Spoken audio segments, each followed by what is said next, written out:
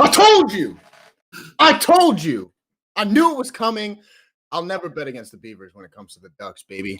Welcome to another episode of Beaver Dash, one of the most electric episodes of Beaver Dash that we have up to date. I got my Capri Sun.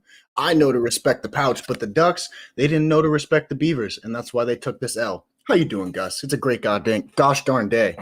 Heff, I am phenomenal. I am so glad to be here. I've been holding back texting you because I wanted to have our first conversation about this game over this podcast.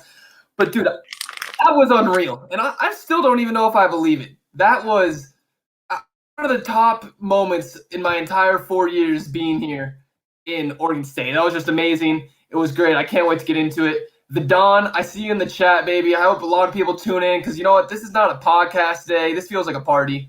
Feels like we're all in Corvo celebrating this win, and I'm hyped for it. Oh, no, I feel the same way. This has been a dream come true, even though I knew it was going to happen. But, I mean, the fact that my little, my head, I picture it now that I'm bald as a magic ball. And I rubbed my head all Friday afternoon for that game, and it told me that the Beavers were going to win. And look at that. It happened. All right, let's get into this first topic. How did we win that game? Now, that comes off as kind of a weird question. Like, how did we win that game? I mean, we all knew, everybody in the chat knew that we were winning that game. But how, logistically and specifically, did we win that game? So, Heff, last week we discussed our 3 keys to winning this game. And I said Jamar has to have a career game. What did he do? He went out there. He had one of the best, probably his best game he's ever had. Career game, check. I said the second thing we have to do, we have to get them off the field on third down, and we have to convert on third down. Let me read you this. On third and fourth down, U of O, they were top of the nation in third down conversion. They were converting at almost 60%. Our defense holds them to 4 for 11 on third down and fourth down. Us, on the other hand, and you know how much we've struggled on third down offensively this whole year. We go 6 for 16 on third down, not great, but 4 for 6 on fourth down. We check that key right there. And then the third key I had was, I had 2 kind of. We had one, we had to pressure their QB, win the turnover battle. They turned it over 3 times. We turned it over 0. And then also the guy we've been talking about so much, me and you were hating on him. We tweeted about him at halftime. I'm trashing him on my Snapchat story. The second half that Tristan Gibbia played was one of the best halves of football I've seen played by any quarterback in college, period, ever. That was the highest graded half of football by PFF in the last 10 years by a college quarterback, which is insane. I got to give credit where it's due. Gibbia, I've been a hater against him. I've been saying for so long he shouldn't be starting. I said it in the second quarter of that game. What he did in that second half was amazing, and I give him some props where it's due. Oh, yeah. No, all right. I'm going to go over the chat here real quick. We got Garrett Van Doren. Gebbia is goated now. Gebbia Heisman. All right, now let's not get too out of hand here, but great second half by the guy. I know he played his heart out, and I want to send my condolences to him. I hope that whatever injury he did might have suffered in that game isn't a serious one, and he can come back and play for the Beavers sometime soon. Tommy Don, we scored more points than the Ducks. That's how we win. Wow, thank you so much for that one, Tommy. Gebbia is out this week, maybe the year as of 3 hours ago. Ooh. Breaking news, Beaver fans. That's some unfortunate breaking news because I was researching this literally a couple hours ago doing my prep for the show, and everything I saw was that he's optimistic to play this week. So, Chris, you're kind of our Woj right now. If you want to maybe drop a link or something in the chat, I'll check it out, maybe drop it to everyone else watching. But I was not aware of that. Obviously, we'll get into Gibbia later. We'll get into the negativity of this game later. But why do you think we won this game? Well, I mean, we talked about this over and over and over again, as we usually do when we talk about things that the Beavers need to do, and they actually did one of the things that we talked about. They played a full game of football. Like the first half wasn't the greatest, but it was still facing an opponent that was on paper better than us.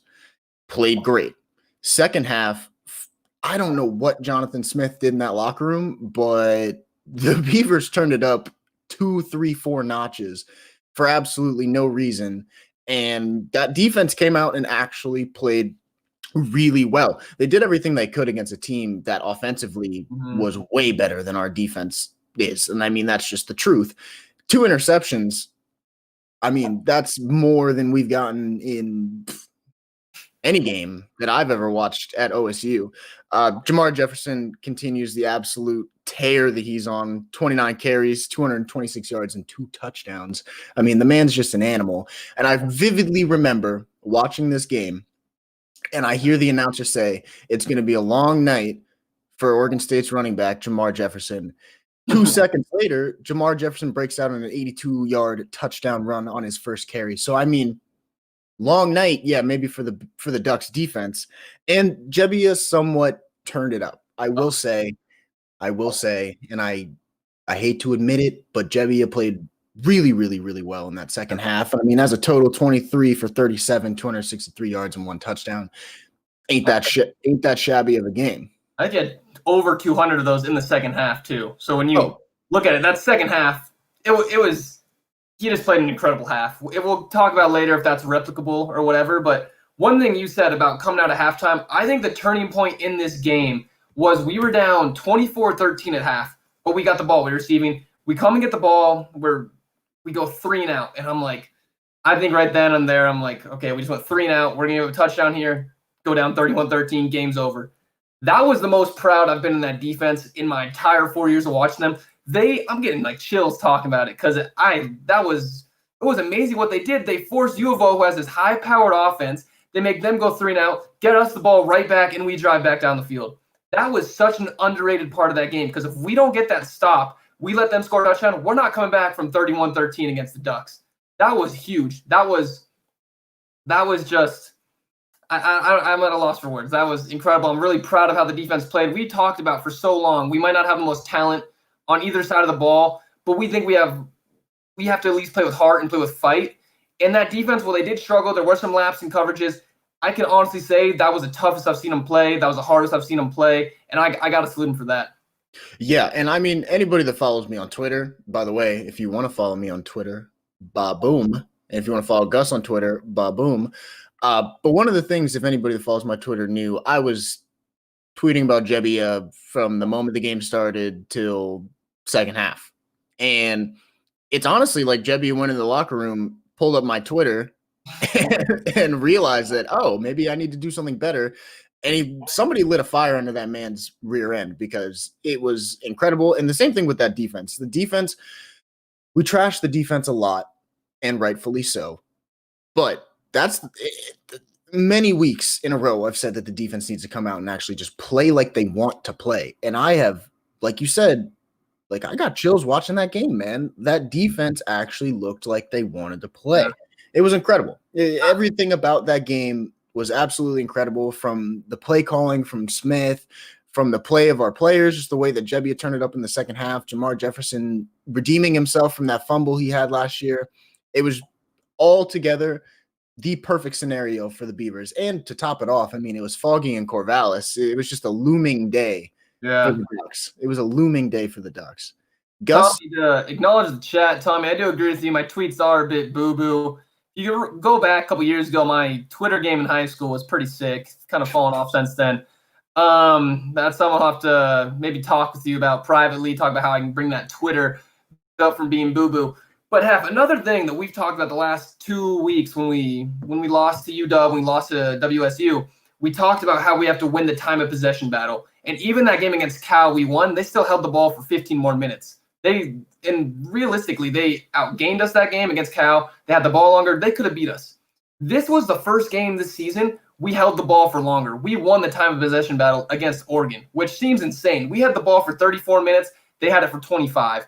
And if you would have asked me, we're going to win this game and we're going to do it because we have the ball in our hands longer, I would have never believed that. I would have thought we're going to get lucky. We're going to have a couple of huge runs by Jamar, and we did have one of them. But honestly, it goes back to Jebbia. There were multiple drives in that fourth quarter, converting on fourth down, converting on third down, long drives, and just the toughness that I saw out of that offense, I have not seen. I haven't seen in 4 years being here.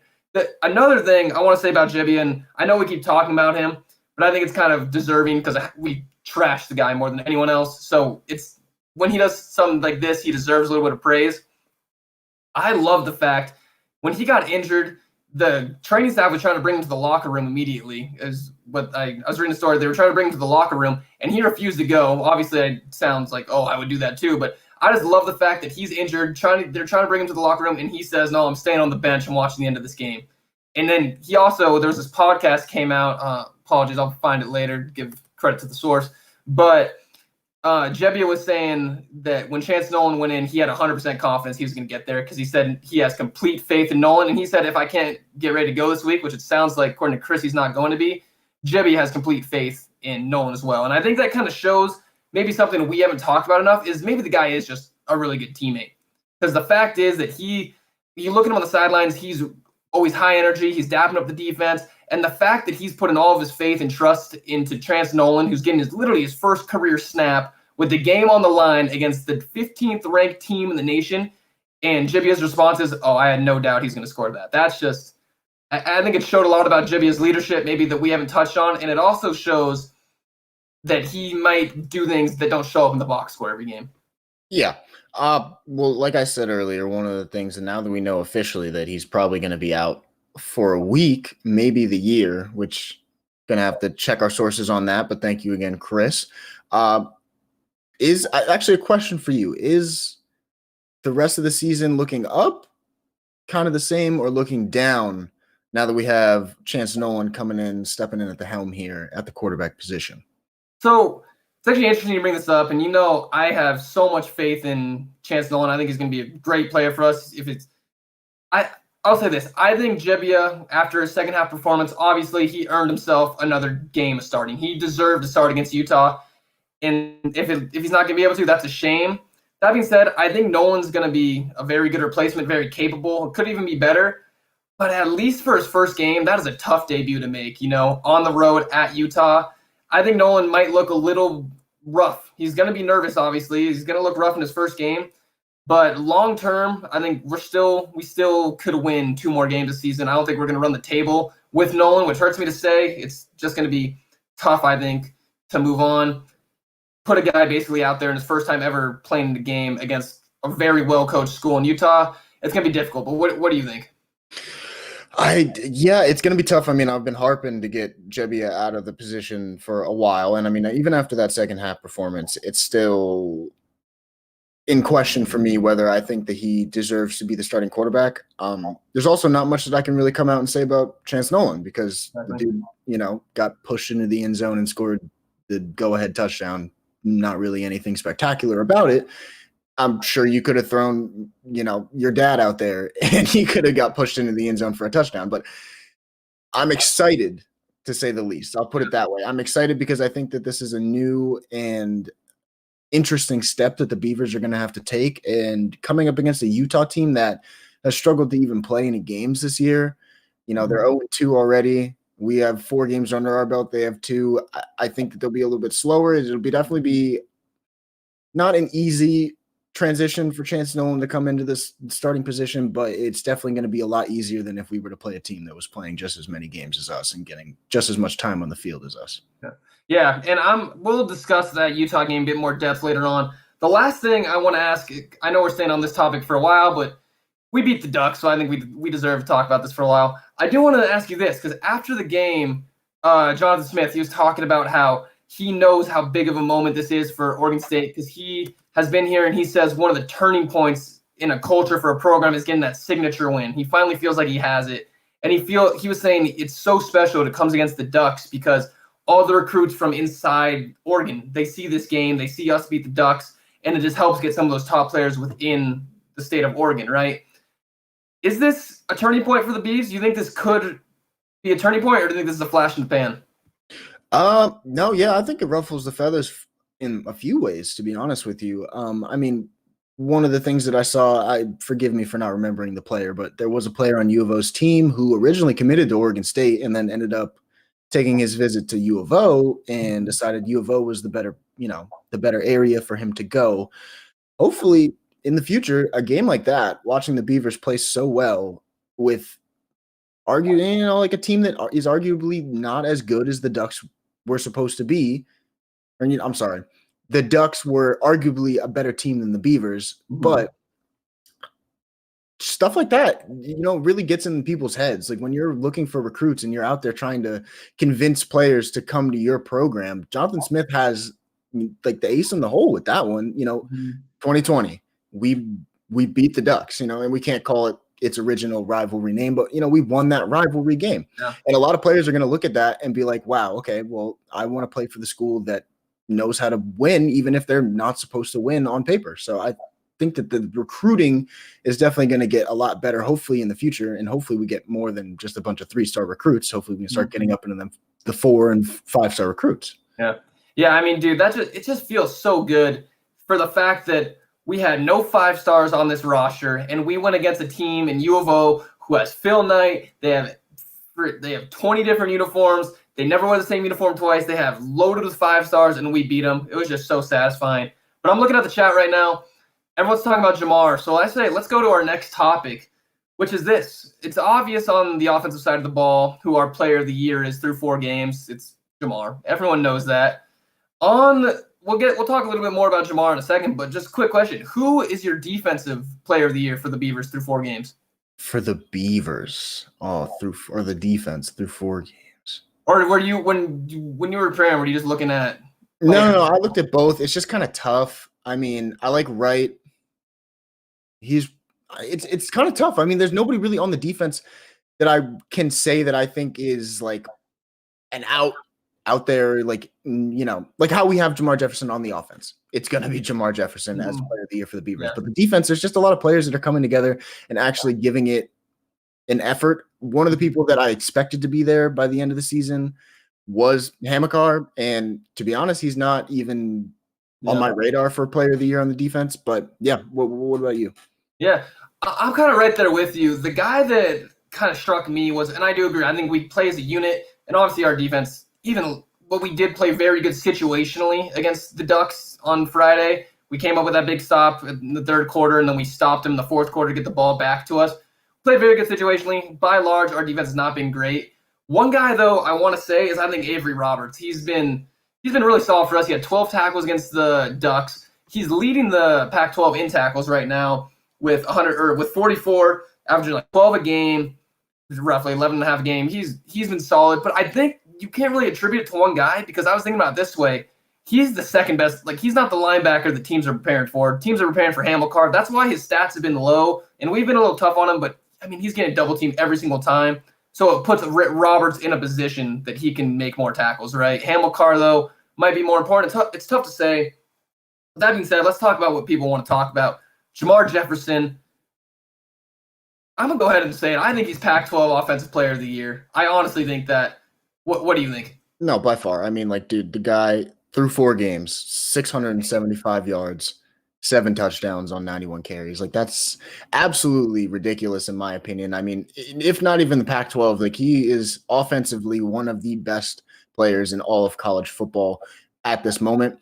And like I said, like I mentioned that moment in the game where the commentators were saying this is going to be a long night for Jamar Jefferson. Like, no, it's not going to be a long night for Jamar Jefferson, because he's on even if it is through 4 games, this man is on an absolute tear through any defense that he plays against. Nobody can stop him. And I think that he continues that for the rest of the season. And he deserves, if not to be Pac-12 Offensive Player of the Year, somewhere deserves an award for Offensive Player of the Year in all of college football. Yeah, I'm right there with you. Last week I was doing the crossover show with Ducks Dash, and to me point blank he said, "Do you think Jamar could rush for 1,000 yards this season?" And I'm like, we have 7 games, 1,000 yards, that's pushing it. Because I didn't think he was going to have a great game against the Ducks, honestly. I thought if we were going to win that game, we were going to have to do it. Jibby was going to step up, which he did. I didn't think we were going to score 41 points last week, honestly. 1,000 yards is not looking out of reach. He just has to rush for 108 yards a game for the last 3 of the season, and he gets 1,000 yards. If that is not Pac-12 Player of the Year, then I don't know what is. He has blown past every single expectation I can have out there. He's basically had 1/2 of good quarterback play this year, and he's still put up those stats. And honestly, like, the defense is prepared. He has a big rush every single game. I think every single game so far, he's had 1 rush for at least 50 yards or more, including the last 2 games. He had 1 to start our first series of 75 and then 82. But he's just crazy. But Is it realistic to continue to expect this out of him, Heff, or no? Well, I mean, after week 1, I said that. After week 2, I said that. After week 3, I was like, okay, maybe he's going to slow down against the Ducks. And here we are talking about Jamar Jefferson for another week about how great he did. It's completely realistic that this man just demolishes every defense in front of him. I mean, the fact that our offensive line lost so many people this year and he's still doing this with a new offensive line, 1 or 2 returning guys, like all odds are stacked against him. Bad quarterback play, bad passing game, weaker offensive line than most defensive lines in the Pac-12, and he's still out here putting up. I mean, dude, against the team that's ranked 15th in the nation, and you're rushing for 226 yards, 2 touchdowns. Somebody's got to open their eyes and look at you. Like, at this point, there's no reason that. And another thing that's pretty crazy is that if he really wanted to, which I hope he doesn't, because I think the team is going to get a lot better next year with Trey Lowe and Trayshawn Harrison actually getting their waivers filled, and hopefully recruitment goes really well and he stays and the Beavers are, supposed to be good. But if he does go, I wouldn't be surprised if he went pretty early in the draft this year in one of the earlier rounds because of the way he's playing. I mean, his freshman year was incredible. His sophomore year, not so good due to injuries and just not playing very well. But I mean, this year, it's ridiculous. Like, there's no reason that this man couldn't go into the draft and get picked up by a team right now, let alone be Pac-12 Offensive Player of the Year. No, he is a certified NFL talent. He in fantasy football, when some guys you don't start based on the matchup, and then you have your guys like Derrick Henry, Tyreek Hill, you start them no matter what. They're must starts. In basketball, right? You have guys that can get played off the court, like a Michael Porter Jr. You can play him off the court. And then there's guys like LeBron and AD who you got a game plan around them. That's Jamar in Pac-12. There's no matchup where someone's like, oh, well, someone else is going to have to step up because they're going to lock down Jamar. I don't think he's a guy. And I thought if anyone could do it, it was going to be the Ducks. If the Ducks can't slow him down, I think he's matchup proof. Who can stop Jamar? It's you can't stop him. You got to just try to slow him down because that's how good he is. No, yeah, I agree. But we're running a little low on time here, so let's hop into our third topic. How do we keep the momentum going against Utah? Let's start off with you, Gus. So my 3 keys coming into this before we got the Kirshner bomb was, 1, I thought Jibia being healthy would be key to this game. Just because, like I said, I don't love Nolan's first career start being against a very well-coached Utah team on the road. And then also Utah, I know I just said Jamar's matchup proof, but Utah has done very well against the run through 2 games so far. I don't think they're going to slow down Jamar by any stretch of the imagination, but I do think we need solid quarterback play to win this game. I think we might not need second half Jibia, but we at least need some consistency. Which I think Nolan can do it, but I'd feel more comfortable with Jibby out there based off how well he played in that second half. Regardless, the other 2 things I think we need to do is we need to win the time possession battle again. If we can do that, I'm very confident we can win the game. And then also, if we can win the turnover battle, say all you want about Jibby, but mostly throughout this year, he's done a very good job of not turning the ball over, regardless of how poorly he's played at times. He hasn't turned the ball over. And we know Jamar doesn't fumble. Utah, on the other hand, they've turn the ball over 4 more times than takeaways. So I think if we can win that turnover battle, win time of possession, and we just get solid quarterback play, I really think we can keep it going. I think we can win this game. Yeah. No, I would say that my 3 points kind of align with yours a little bit there, but just playing the same game is my first one. Playing the same game that they came out and played against Oregon, same intensity. Just how do we keep the momentum going?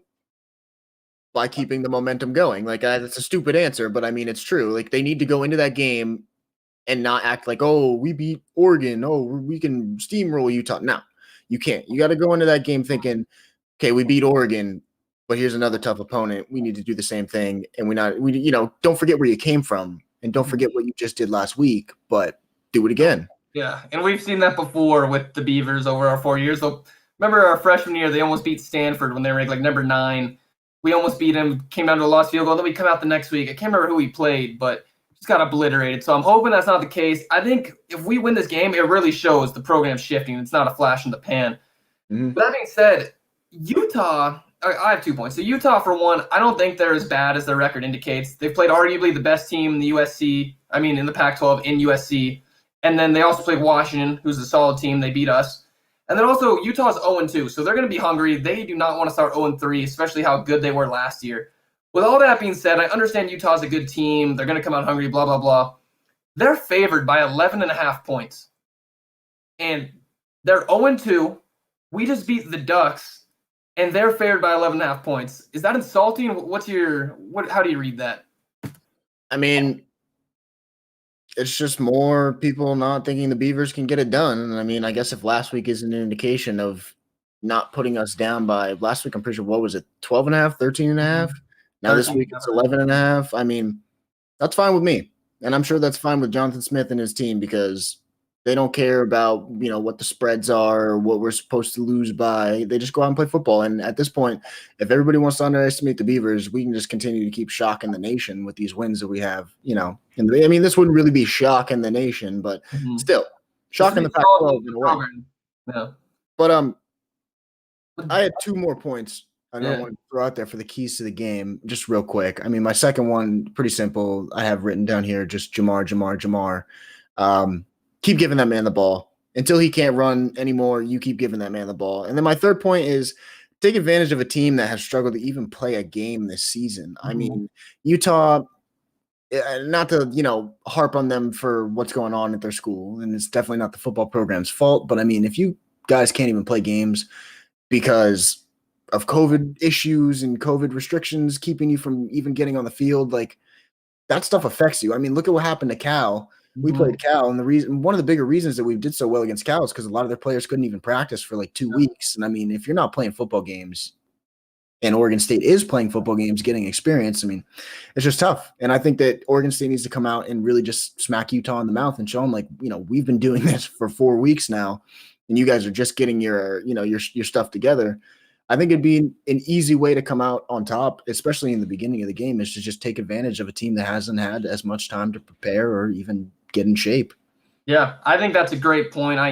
That is one of the keys. We have a huge advantage because our team has done such a good job with COVID protocols. And I know people say, like, oh, that's luck, but that's part of the game. Like, part of the game this season was managing your team's health. And we've done a very good job of that, and we deserve to have the advantage going against a team like Utah who hasn't been able to get under control. That being said, I'm seeing in the chat right now people talking about some bets. I'm going to throw this out there. The Beavers have covered 3 weeks in a row pretty easily. Dave, I know you're a degenerate gambler. I'm going to tell you, put the Beavs on your parlay this week. Even if they don't win, which I think they're going to win, I know they're going to cover that 11.5 spread. That's my pick of the week. Heff, with that being said, do you have a final score prediction for this game? Final score prediction. Yeah, I would say, I'm going with another big one. I think that it's going to be just like against Oregon this week or last week. And I think it's going to be like last year that Utah's going to come out and put up a lot of points on the board. But I think this year the Beavers are more prepared to come out and put just as many points on the board. I think Chance Nolan's going to have a good game. I know Jamar Jefferson's going to have a good game. So I'm going to go with 38-31 Oregon State. I like that. That's actually a point I want to touch on, which you just reminded me is, if we need extra motivation to show that we're not a fluke, they beat us like 55-7 last year on our home field. So that's plenty of motivation to go out there. I think it's going to be very close. I do not think we're going to go out there steamroll these guys. I think we're going to win by 1 possession. My initial reading is 28-27. I might revisit that, but I'm saying 28-27. I know we got 1 minute left. Before I let you send us out of here, one guy that we haven't given props to, and I meant to shout him out, but Coach Jonathan Smith, I've had my doubts about you. There's no doubt anymore. You are the man for the job. You coached a hell of a game, and I'm very proud of that. Heff, with that, I'll let you send us out of here. All right. Well, thank you, everybody, for coming in, stopping by, celebrating this big rivalry win against the Ducks. And now we're on to the next with Utah. We have columns published exclusively at sportspac12.com, and you can follow them on their social media at sportspac12. You can also find us at dashsports.tv, which is our website, or follow us on Twitter, Instagram, TikTok, or Facebook at Dash Sports TV. Or if you want to see me and Gus anymore, boom, I'm going to shamelessly plug myself down here and plug Gus over here. Go ahead and follow us. Thank you for coming out. Shout out Jonathan Smith. Shout out the Beavers. Shout out the chat. You guys are sick. Fun having you guys in here. Yep. No shout out to the Ducks, though. Take that L. Go back to Eugene. And Terry Baker still needs a wheelchair. We're out of here. Adios.